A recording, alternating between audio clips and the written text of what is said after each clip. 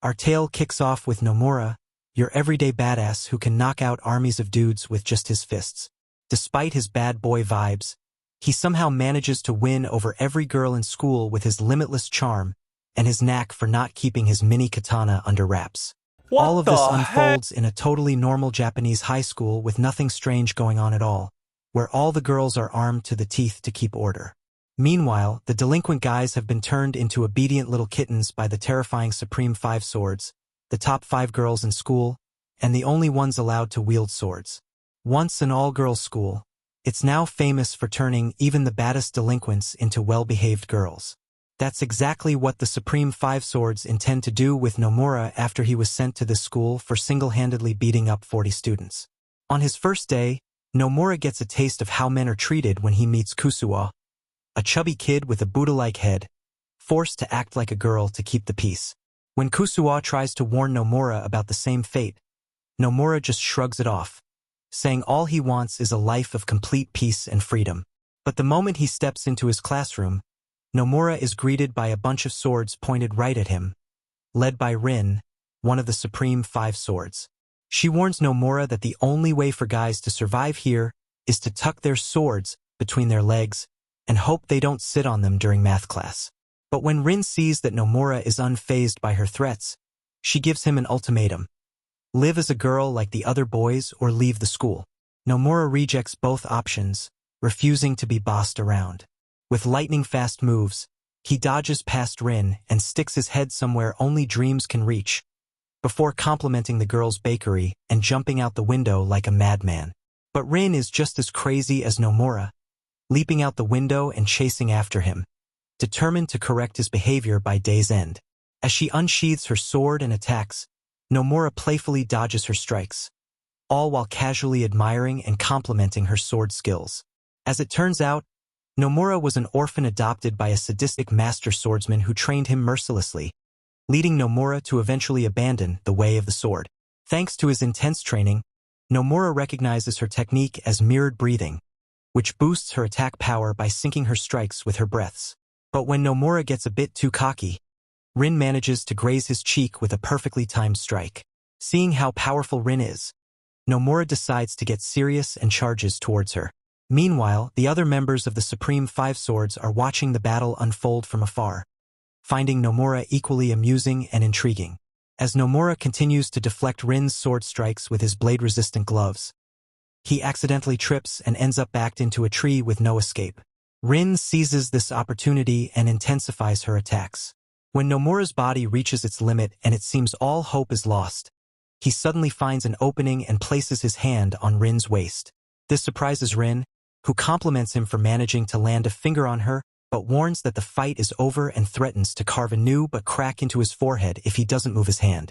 Nomura responds by saying a sword can't beat his gun and unleashes his spirit bullet technique, sending Rin flying and ending the fight. As Rin tries to grab her sword again, Nomura easily stops her and declares the fight over. Just then, Nono, one of Rin's subordinates, arrives to rescue her mistress and smacks Nomura on the head, causing him and Rin to collide. Rin's mask breaks, and on the verge of tears, she vows revenge and promises to one day end Nomura's life. But this is just the start of Nomura's problems. The other members of the Supreme Five Swords despise him and swear to correct his behavior, making an example out of him. The next morning, Kusuo tells Nomura that male students aren't allowed to leave school grounds without a permission slip. Although he might get one from Rin, it also needs to be stamped by all members of the Supreme Five Swords, making Nomura realize that men here are treated like prisoners. Later in class, Nomura is greeted with cold shoulders from every girl, thanks to a rumor that he's a creep who'll do anything indecent to win a duel. To ease the tension, Nomura offers the girls some sweets, but they all think it's part of some creepy scheme. Meanwhile, as Rin lies in bed recovering from a fever, she angrily hits her bed, calling Nomura more worthless than a filler episode.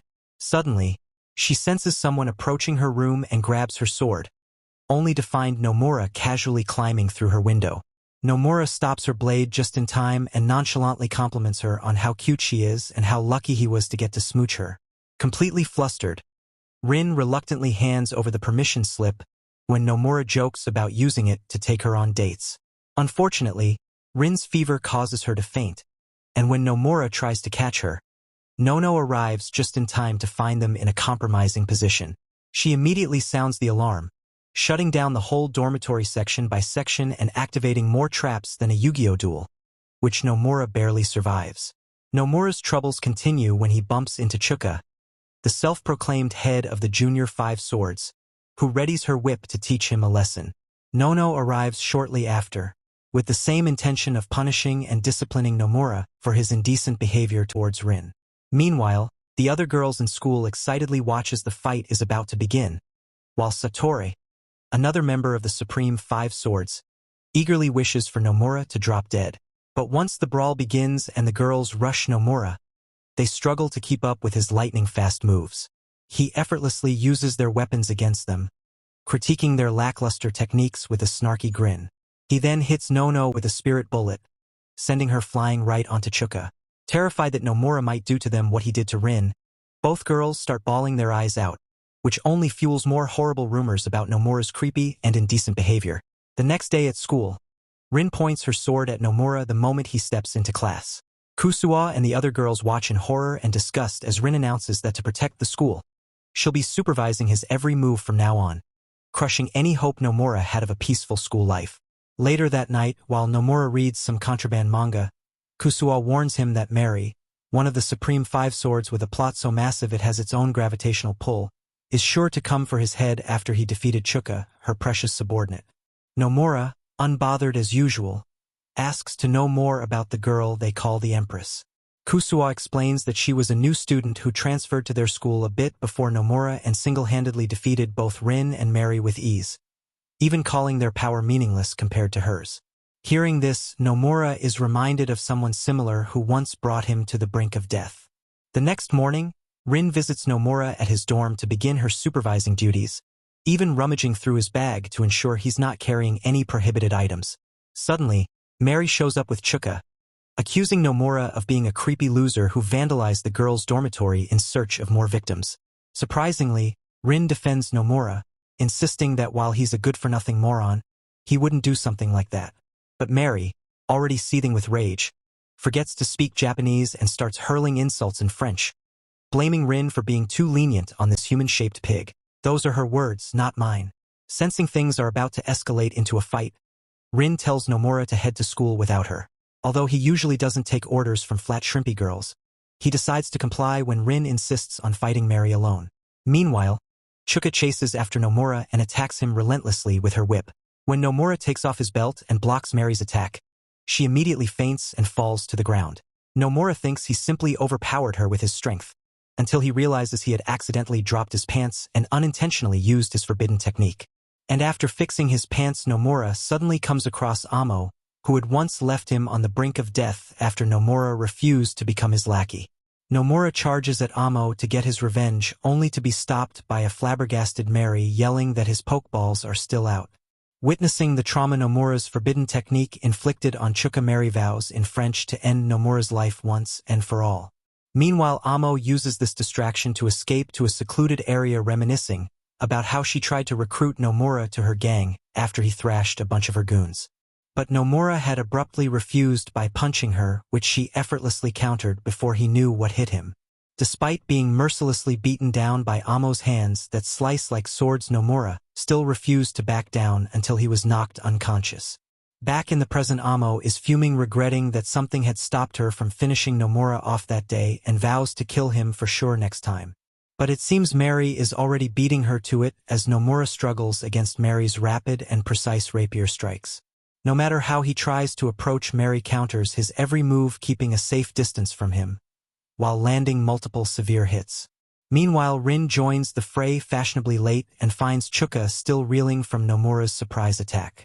To make matters worse, Rin heads in the completely wrong direction, trying to find Nomura and Mary, while Inaba, another member of the Five Swords, quietly eavesdrops on the chaos. At the same time, Nomura's hope of winning dwindles, so he desperately tries to rush Mary but ends up getting pierced. Surprisingly, her attack was blocked by a manga he had hidden under his shirt to avoid Rin's scrutiny. Nomura then uses the extra reach from the manga to bop Mary on the head, and gets close enough to unleash his spirit bullet technique on her, rendering her unable to continue and securing his victory. Mary becomes terrified that Nomura will do horrible things to her as he supposedly did to the other girls he defeated. But when he reveals he has no interest in harming her, Mary misunderstands and grows jealous, thinking he doesn't want to because he liked the other girls more. In an attempt to entice him, she flaunts her humongous plot mountains. Though tempted as any cultured man would be, Nomura finds the strength to hold back at the last moment. Seeing him control himself, Mary realizes that men aren't wild animals after all. Unfortunately, Rin arrives at that very moment and starts attacking Nomura, mistakenly thinking he has once again done something creepy. At the end of the day, Mary clears up the misunderstanding and gives Nomura her stamp, but only on the condition that she gets to supervise him as well. Rin, hearing this, angrily shouts that Nomura is only hers to take care of, while Nomura wonders why he somehow slips further from freedom with every episode. Sometime later, Warabi, the eldest member of the Supreme Five Swords, returns from her Hawaiian vacation with her pet bear in tow. She is utterly shocked to find Mary and Rin bickering over Nomura, a delinquent they were supposed to be reforming. Disappointed in their lack of focus, Warabi decides they too need some correcting. She calls a meeting of the Five Swords but cleverly schedules it so only one other member can attend. Luckily for her, Satori couldn't care less and allows Warabi to proceed with her plan to correct Nomura and the girls through an event she calls the Wereb Olympics. A few hours later, Nomura stumbles upon Kusuo beaten and tied to a cross. Though he immediately wants to rescue him, Rin and Mary hold him back, suspecting it's a trap. Suddenly, Warabi appears atop the school rooftop, cackling madly.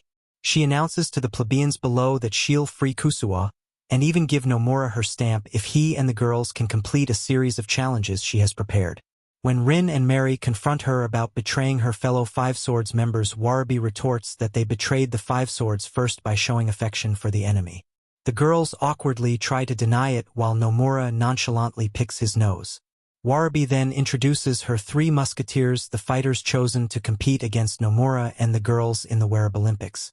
Out of nowhere, Warabi summons a giant sumo ring as if by magic and declares the first challenge to be sumo wrestling. Everyone is tasked with putting on sumo belts and fastening them tightly. When Nomura begins undressing nonchalantly in front of everyone, they quickly decide to put the belts on in private, sparing themselves from witnessing Nomura's forbidden technique again. Since Nomura is surprisingly well versed in sumo wrestling, he teaches the girls how to properly tie their belts, much to their humiliation. Rin, enduring Nomura's hands uncomfortably close to her forbidden sushi box, vows to end his life if his hands slip even a little, while Mary watches in equal humiliation. When it's Mary's turn, she begs Rin to do it for her to avoid Nomura's curious hands, but Rin refuses, forcing Mary to endure the same mortification. Afterwards, Mary is oddly jealous that Nomura was more handsy with Rin than with her. Back at the ring, they are stunned to find a camera crew following their every move. Warabi's subordinates are broadcasting the entire event live to the whole school. While the girls are embarrassed to have their goods on display, Nomura is completely unfazed, confidently striding into the sumo ring and demanding his opponents show themselves. When Nomura notices that none of the 3 musketeers are wearing sumo belts, Warabi directs him to look up while laughing maniacally once again. From the ceiling, Warabi's giant pet bear leaps into the sumo ring. For once in his life, Nomura freaks out, realizing the absurdity of expecting anyone to wrestle a literal bear. But when Warabi laughs and tells him that he has no choice but to fight or forfeit, Nomura's demeanor suddenly shifts. He strides confidently towards the bear, proclaiming that while he's never wrestled a bear, he's also never lost a sumo match and doesn't plan to start now. As the bout begins, Nomura immediately lunges forward and places his hand on the bear, unleashing his spirit bullet technique directly into the furry giant. Unfortunately, it's about as effective as tickling a mountain. As the fight continues, Nomura dodges the bear's attacks, waiting for the perfect opening. In a swift move, he maneuvers behind the bear, grabs its sumo belt, and miraculously lifts the giant beast as if he's hoisting a bag of groceries. Everyone is shocked to see him carry an actual bear, but Nomura explains that he spent most of his childhood fighting grown men, which has turned him into a superhuman powerhouse. However, the fight isn't won by Nomura carrying the bear out of the ring. Instead, the bear's sumo belt comes undone, disqualifying it and causing great embarrassment. This unexpected loss causes Warabi to fall backward in disbelief. She brandishes her weapon and tells her subordinates to prepare for all-out war. Recovering her maniacal demeanor, Warabi announces that she will give her stamp to Nomura as promised, but only if he manages to make it through her seemingly impenetrable defenses guarded by her 3 musketeers and 30 identical high-class subordinates that have been just copy-pasted. Meanwhile, Inaba continues to eavesdrop, intrigued by how Nomura will accomplish this impossible task. Considering he just wrestled a bear, anything seems possible. Nomura himself doesn't seem worried about the odds, and his teammates are ready to fight alongside him. Once the fight begins, Nomura unleashes Chuka and Nono on their weaker opponents, and they surprisingly dispatch them with ease. Deciding to skip the minor battles, Nomura heads straight for the final boss. Face to face with Warabi, he warns her that once he wins, he plans to make her wear a sumo belt and broadcast it to the whole school. Warabi, unfazed, ignores him and scolds Mary and Rin for being disgraces to the 5 swords, blinded by their affection for Nomura. The girls refuse to let Warabi do as she pleases and unsheathe their swords, ready to fight Warabi and her pet bear. Mary heads downstairs to stop Warabi's musketeers from reaching the rooftop while Nomura takes on Warabi. Warabi quickly brushes off her shoulder injury, and she and Rin begin clashing swords. As the fight progresses, Warabi consistently gains the upper hand, nearly slicing Rin in 2 with a strike to her chest and grazing her cheek. Meanwhile, Nomura attempts to use the sumo belt on Warabi, but the girls fiercely refuse to let him humiliate her like he did to them and begin chasing him around while Warabi and her bear lie defeated on the ground. Some time later, Rin remembers Nomura's comment about her cuteness and decides to look her best for him. Meanwhile, Mary unleashes her secret weapon, her priciest perfume, hoping Nomura will catch a whiff and fall head over heels. However, the girls have stiff competition. Nomura now has every girl within a 5-mile radius swooning over him thanks to his stellar performance in the Wereb Olympics. Rin and Mary watch in frustration as Nomura's fan club grows, while he strolls to school with a gaggle of fangirls trailing behind. During class, the only subject on every girl's mind is Nomura, and probably his forbidden technique too. Unfazed by all this female attention, Nomura starts to doze off, prompting Rin to give him a not-so-gentle reminder that it's not nap time yet. Throughout the day, Nomura is chased by a horde of fangirls wherever he goes. The only peace he enjoys is when Rin and Mary scare off the other girls with their intimidating glares. Later, during lunch, Nomura innocently asks the girls why they're in such a foul mood. Instead of a simple answer, they unleash a whirlwind of fists upon him. By the end of the day, the girls are disheartened that their efforts to impress Nomura have gone completely unnoticed. Meanwhile, Warabi, who has been stalking them all day, is shocked when even her pet bear seems smitten by Nomura. Later that night, a mysterious girl secretly watches Nomura as he chows down on food. Oblivious to her presence, he heads to bed early. The next morning, Nomura wakes up early for once and waits for the girls outside the dorm before they even arrive, nonchalantly complimenting them as soon as he sees them. This, of course, flusters them completely. But when Rin checks Nomura's belongings afterward, she's shocked to find a crazy photo of him and Satori developing a plot which shocks Nomura too. The girls curse themselves for ever trusting a filthy harem protagonist and pull out their swords, chasing Nomura around school despite his protests.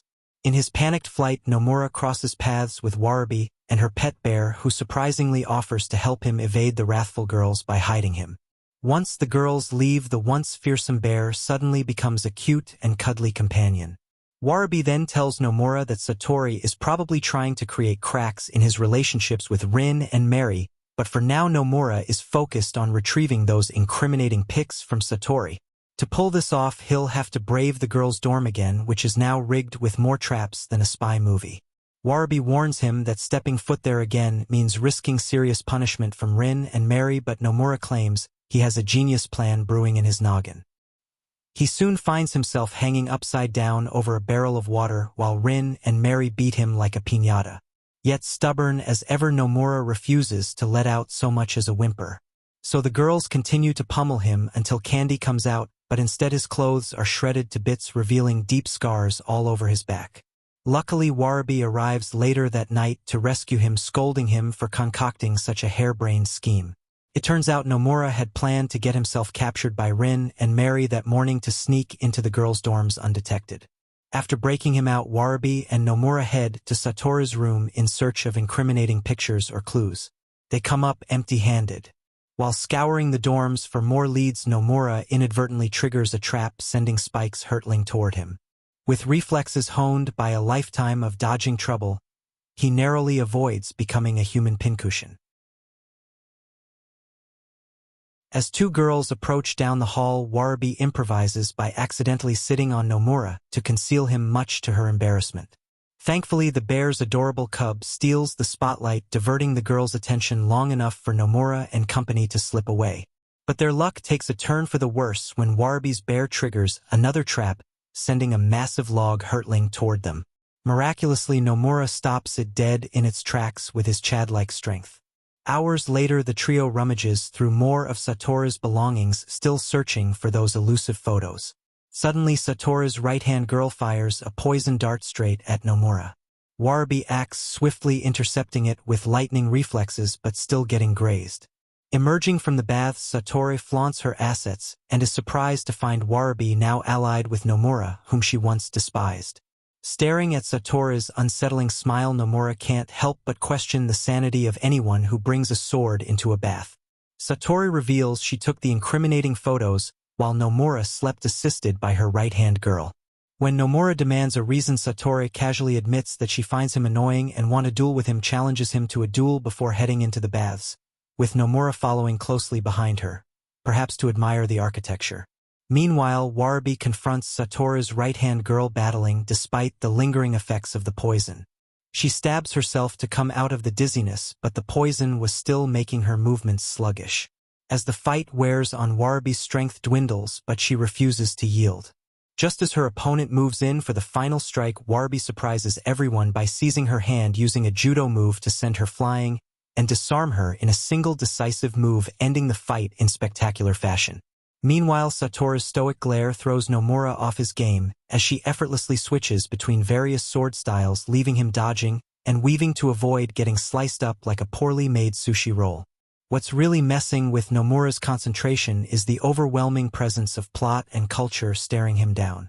In a desperate move, Nomura decides to unleash his forbidden technique, which blinds Satoru temporarily with its sheer cultural impact. Capitalizing on her momentary confusion, Nomura lands a decisive Chad slap to secure victory. Inaba, the final member of the Supreme Five Swords, uses her superhuman hearing to detect trouble from afar, arriving just moments after the fight ends. Caught off guard, Satoru plunges Nomura underwater to conceal him, but Inaba's acute senses locate him effortlessly. Inaba instructs Satoru to bring Nomura to the fountain in the courtyard before departing. As soon as Inaba leaves, Nomura emerges from the water, gasping for air, questioning Satoru's motive for hiding him. She coolly responds that he's too weak to face Inaba head-on and would be flattened in seconds. Nomura shrugs it off defiantly, only to collapse moments later, his body betraying his bravado. As the dust settles from their epic clashes, Warabi and Nomura find themselves recuperating in the girls' dorm, adorned with battle scars like they've been through a katana-wielding blender. Meanwhile, Rin can't get Nomura out of her head, even dreaming about him regularly.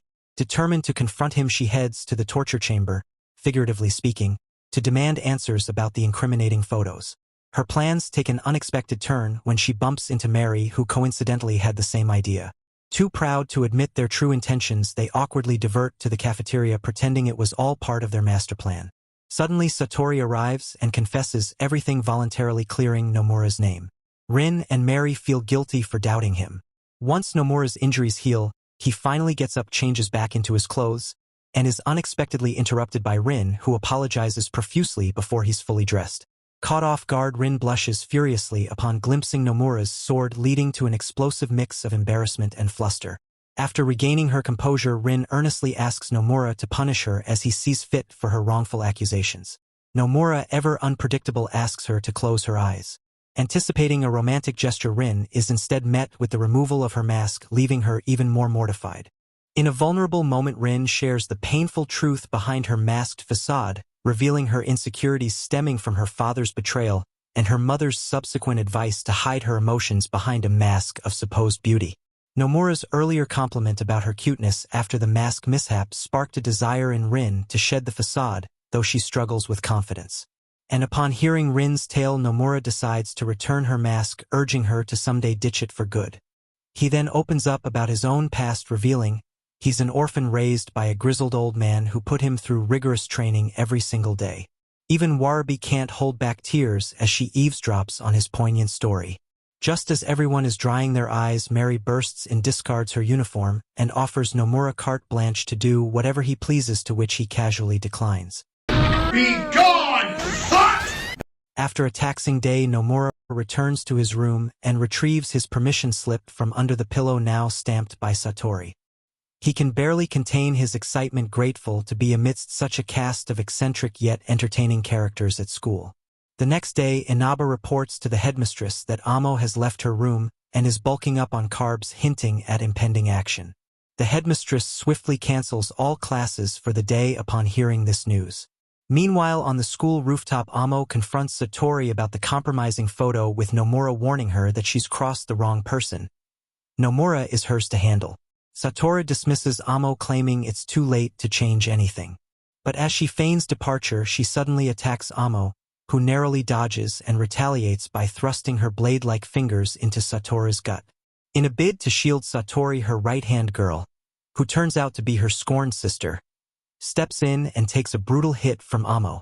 Satori, usually emotionless, is stunned and lets out a heart-wrenching scream, tears streaming down her face. Amo, unfazed, swiftly knocks her out. Hearing the ruckus, Warabi and her bear rush to the scene, ready to confront the formidable adversary. Despite landing a few blows, they're swiftly overpowered by Amo's impregnable defenses and defeated with a single counterattack. Meanwhile, Nomura and Kusuo are casually strolling when they run into Inaba. Kusuo warns Nomura that despite her stature, Inaba is the school's powerhouse. Nomura, undeterred, approaches her calmly, prompting Inaba to swiftly draw her sword and hold it to his throat. She lowers her weapon after a moment, cautioning him that next time won't end as gently, tasked as she is with corralling his schoolyard antics once and for all. In their conversation, Inaba reveals her blindness and extraordinary hearing, which allows her to perceive her surroundings acutely. She even discerned that she and Nomura share the same sword-fighting style, deduced from his spirit bullet technique, originally a sword move. Nomura, in his typical fashion, sarcastically applauds her deduction skills, to which Inaba responds with a stoic, "Thank you." But their playful banter comes to an abrupt halt when Nomura overhears Warabi wailing in agony from the rooftop, and Inaba calmly informs him that Amo is currently laying waste to all his newfound buddies because of him. As she elaborates on how, when Amo first arrived at the school, she kept her distance from everyone except for speaking highly of someone named Nomura. But in the midst of her rambling, she realizes Nomura has already bolted, leaving her awkwardly talking to herself. Meanwhile, Warabi pleads with Amo to spare her life instead of her friends, who bravely rush to her defense, but Amo decides to teach her a harsh lesson by slashing Warabi's eyes, so she won't witness her friend's suffering. When Nomura finally reaches the rooftop, he finds everyone on death's doorstep. He rushes to Warabi's side, frantically calling for help, unaware that the headmistress has stealthily crept up behind him. The headmistress reassures Nomura that Warabi will recover, and directs his attention to another skirmish unfolding downstairs, urging him to confront Amo while she tends to the wounded. Meanwhile, Inaba stands stoically by as Mary and Rin attempt a joint assault on Amo, but even their combined efforts fall short against her impenetrable steel-like defenses. Rin is bewildered by how Amo's entire body feels like fortified armor, revealing it's the result of her lifelong dedication to training her body to blade-like perfection. As Rin and Mary struggle against Amo's onslaught, she sets her sights on Nono and her companion.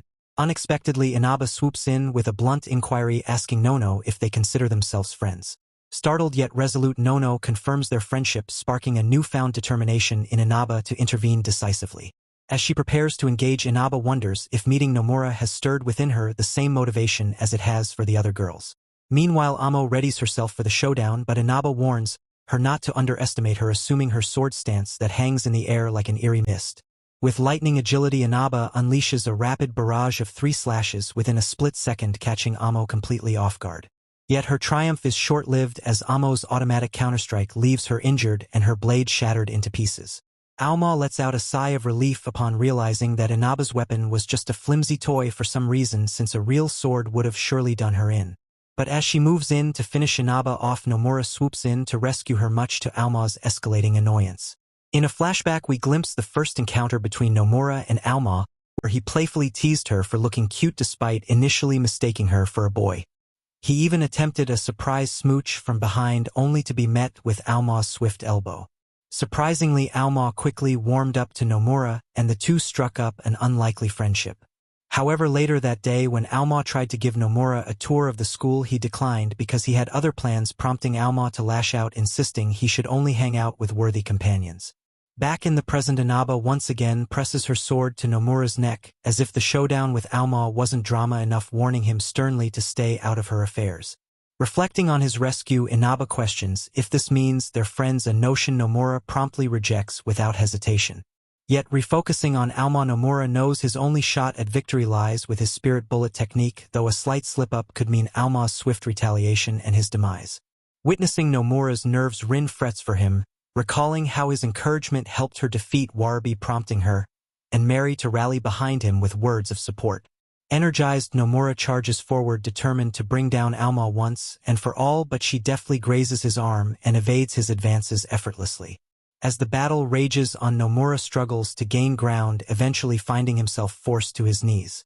Just as Alma readies to deliver the final blow with Nomura's coat over his head, Inaba shouts a warning, guiding him to safety and repaying her debt for his earlier save.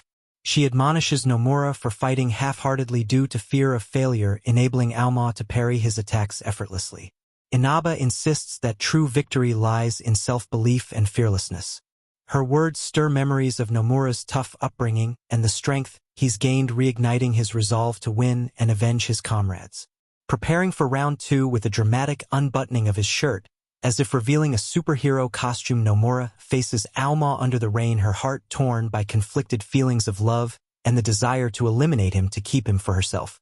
Nomura adopts a fighting stance, as though wielding an invisible sword, swiftly closing in on Alma. Despite her attempt to strike a cross on his chest, Nomura presses on, closing the distance and finally landing his spirit bullet technique. And though it doesn't knock her out, the pain jolts Alma back to their first brawl, where she couldn't quite land the knockout blow on Nomura. She demands Nomura to unleash everything he's got, hoping the pain will eclipse the ache in her heart. They exchange blows like a slapstick boxing match, ditching finesse for raw punches, each hit echoing like bad karaoke in a small room. The adrenaline pumps through Alma's veins, reminding her why she fell for Nomura in the first place. She pleads for him to pummel her harder, landing a killer uppercut that nearly sends him to snooze land. Just as Rin's voice steadies Nomura, he fires back with another spirit bullet, only to get sucker punched and floored. Surprisingly, Alma grabs him, admitting she held back, confessing her love and asking to hold his hand tight. Recalling their shared memories, Nomura declines, blasting her with one last spirit bullet, ringing the final bell on their slugfest. Before the dust can settle, Inaba jumps in, critiquing Nomura's every move and offering to school him in the ways of the sword in exchange for the coveted permission slip stamp. Nomura, in his usual style, gives her a hard pass. Enter the headmistress, dropping the bomb. Nomura's expelled. Next morning, he wakes up bandaged in the infirmary, with Kusuo nudging him to fight the expulsion. For once, Nomura takes the L with grace, not bucking the system. Meanwhile, Rin and Mary plead with the headmistress to spare Nomura, painting him as the hero who quelled Amo's school-shaking rampage. But the headmistress slams the door on their hopes. As Nomura convalesces, he crosses paths with Inaba, who drops the news. Amo's also getting the boot, jetting off to parts unknown. He races to the airport, but Inaba reminds him, no school stamp, no fly. She offers her stamp in exchange for becoming his mentor. With the clock ticking, Nomura catches Amo pre-flight, jokingly asking her to elope. She laughs it off, grabs him, and declares he'll always be her tenant of the heart since day one. After bidding Amo adieu, Nomura bumps into Rin at a bus stop, playfully complimenting her on her casual look. Mary joins in, revealing the headmistress' expulsion threat was a joke, and Nomura's welcome to stay with close supervision from Rin and Mary. Rin unsheathes her sword, demanding Nomura pick a side.